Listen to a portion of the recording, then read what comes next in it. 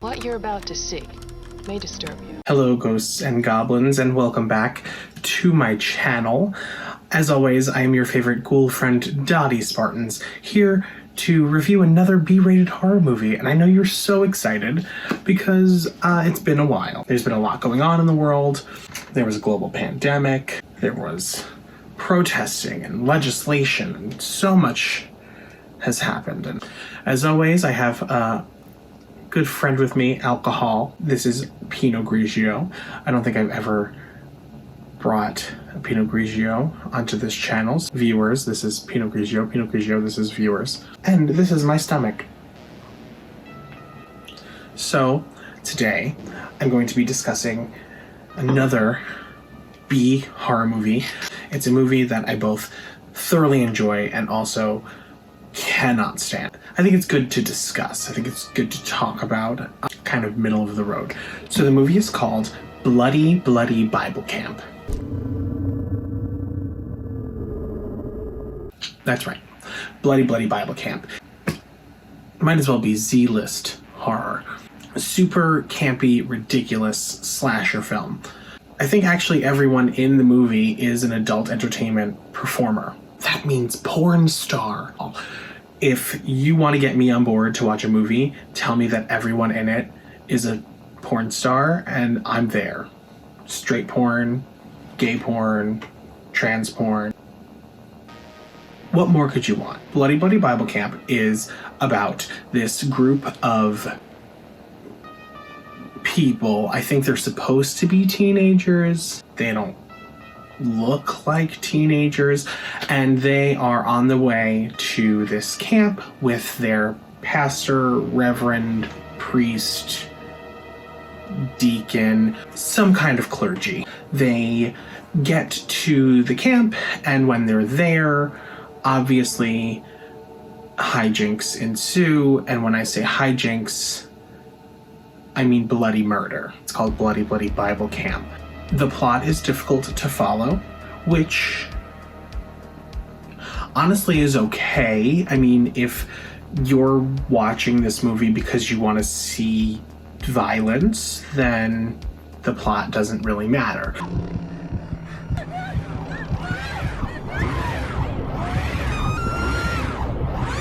Now, the reason I had to watch this movie was because a friend of mine told me that is going to be awful. So Ty, this is for you. This movie was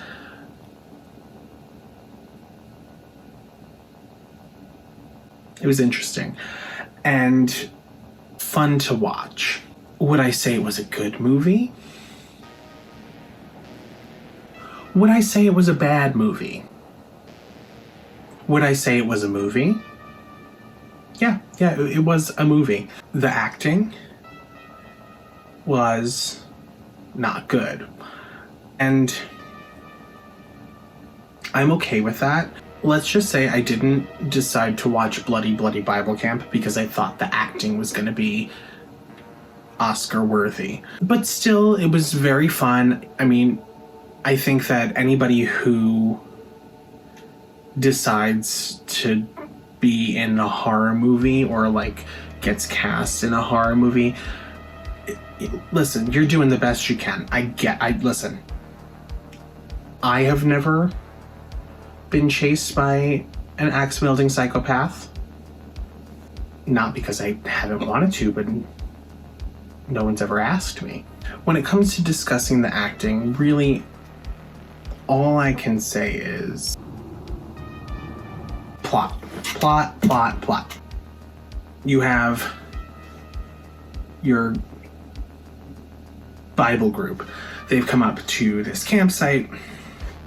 They're like, yes, we're gonna learn about Jesus and not have sex, except they all want to have sex. A Bible camp is exactly the place that you go if you want to have sex, because all of those sexually repressed individuals, that's where you want to be. You know, you have hormones and you have the Bible. It's a match made in heaven. The youth group, I'm going to call them the youth group, starts being attacked and falls victim to this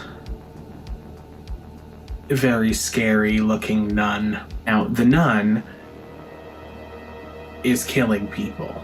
I think most nuns are scary, but never actually seen one kill anyone. Still don't know why after the movie.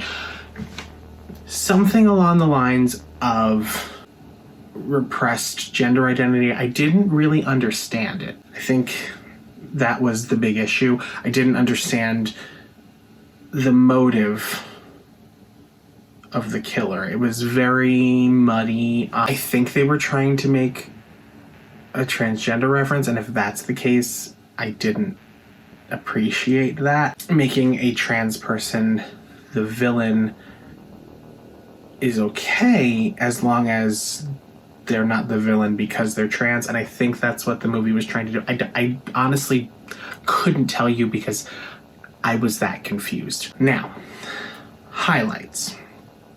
Highlights of the movie for me are the fact that Ron Jeremy plays Jesus. I mean, who could you want playing Jesus other than the slime of the earth, who is Ron Jeremy? I'm going to save my personal feelings about Ron Jeremy as a human because that's not what this is about. He can burn in hell.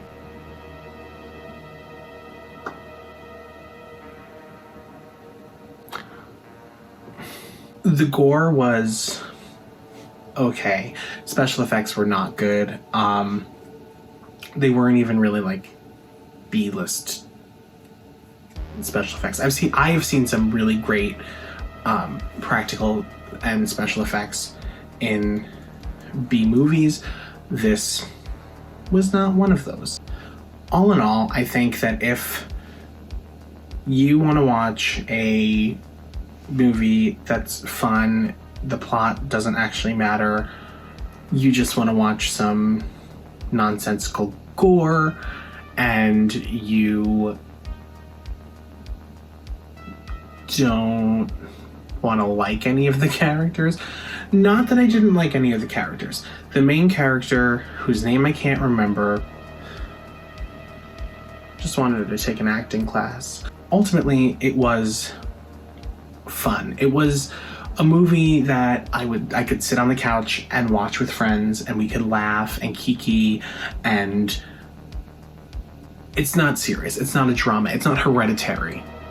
It definitely made some kind of an impact on me. I'm still not sure what that impact is. I still don't know whether I like it or not. The jury is still out. Would I watch this movie again? Probably not. Would I watch this movie again if I was drunk? Probably yes.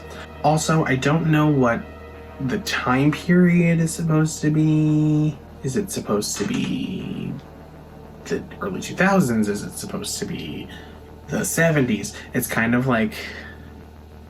But that's what makes it a fun B horror movie. Let's be fair. There are plenty of great B movies out there. When it comes to the subgenre of B horror movies, you have some really incredible, epic films. They're all not going to be winners. It's like when you pick your nose. That wasn't a good analogy. That being said, I love a horror movie that takes place on a campground. I think the camp element of horror movies really does bring something else to it. You know, kind of being isolated in the middle of the woods, so far away from civilization, definitely it ups the stakes, and it adds a lot more dramatic tension. That's why Sleepaway Camp is one of my favorites. There is something about the camp setting, you know, being surrounded by a bunch of people that you don't know very well and people that you might not like very well, and then suddenly you're thrust into this life or death situation. The only thing it did for this movie was to put them in a campsite in the middle of the woods. Ultimately, what I'm saying is, Go and watch Bloody Bloody Bible Camp and decide for yourself. I can't tell you what to do. I can't tell you what to watch. What I can do is tell you that this movie was awful, but in the best possible way. But this is it. We don't watch B horror movies because they're good. We watch B horror movies because they're bad. Unless you're some kind of like horror movie gatekeeper or some know-it-all stuck-up butthead, you have watched and enjoyed some B-rated horror movies that were not good. And that's okay. It's fun. It's enjoyable. We love it. We live for it. So go watch Bloody Bloody Bible Camp. It is available on Amazon Prime Video. You should check it out. If you have Amazon Prime, it is free. I would not spend money on it. So if you have the opportunity to do that, maybe donate it somewhere else. It's fun, it's worth a watch, as long as that watch is free. Please like and subscribe, and make sure that you come back and check out all of the fun content that I have been putting out. If you are a horror fan, if you are a drag fan, if you are a horror drag fan, please like this video, subscribe to my channel, and share this with your friends. This is all in good fun. I don't do this to make money. I do this because I love horror movies and I love drag, and I just want to share that with the world. If this is your first time checking out my channel, please check out some of my other videos. If this is your second, third time, thank you so much for your support. Thank you for coming back and checking me out. As always, I'm Dotty Spartans. Don't forget to check under your bed for monsters. Bye.